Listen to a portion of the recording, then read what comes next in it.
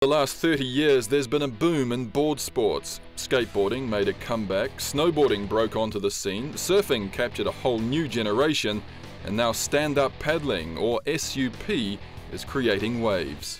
It's spread now all over the world. It's virtually everywhere. I've seen it absolutely explode. I mean, people are using it in freshwater, they're using it in the lagoons, they're using it in the lakes and the rivers. All kinds of people, doctors, famous surfers, housewives, everybody really wants to be a part of that because it looks like so much fun. I went away a long time, such a long time. But this sport is actually far from being the new kid on the block. In fact, it dates back as far as the 1950s, when tourist surfers came to Hawaii and wanted locals to take pictures of them surfing. The Beach Boys couldn't figure out how to take pictures of their clients if they had to lie down. So they took canoe paddles, bigger boards, paddled these boards out, took pictures of their customers surfing with their little brownies, and that's really how it started.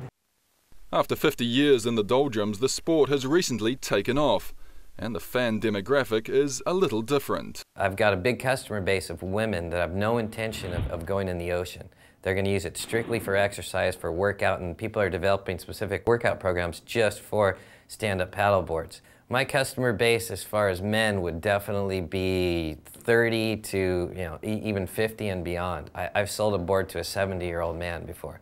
So I've got the customer base is definitely an older demographic that gets them in the water much more than they normally would have been. I'm 65, and it's really easy for me to go right after work, grab the board and go right out, paddle for 3 miles. It's real easy, whether the conditions are good or bad. That's what's so good about the sport. This older, wealthier demographic is an important one for surf retail, which traditionally relies on younger customers.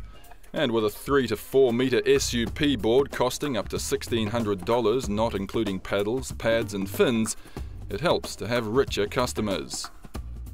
They know what they want. The goods are expensive.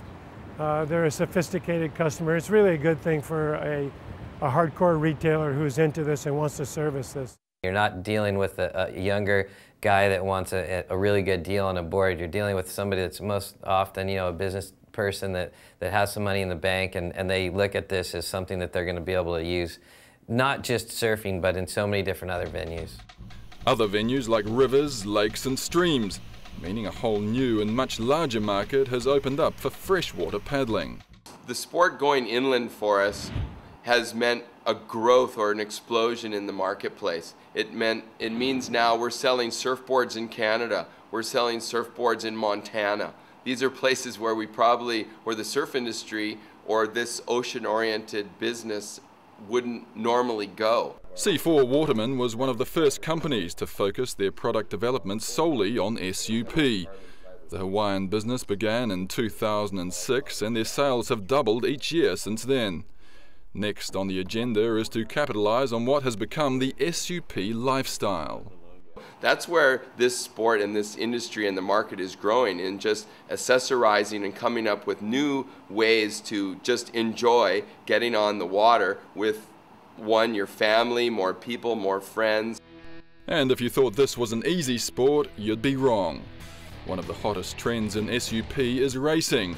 Battle of the Paddle is held in Southern California. In 2008, over 2,000 people competed in or watched the event.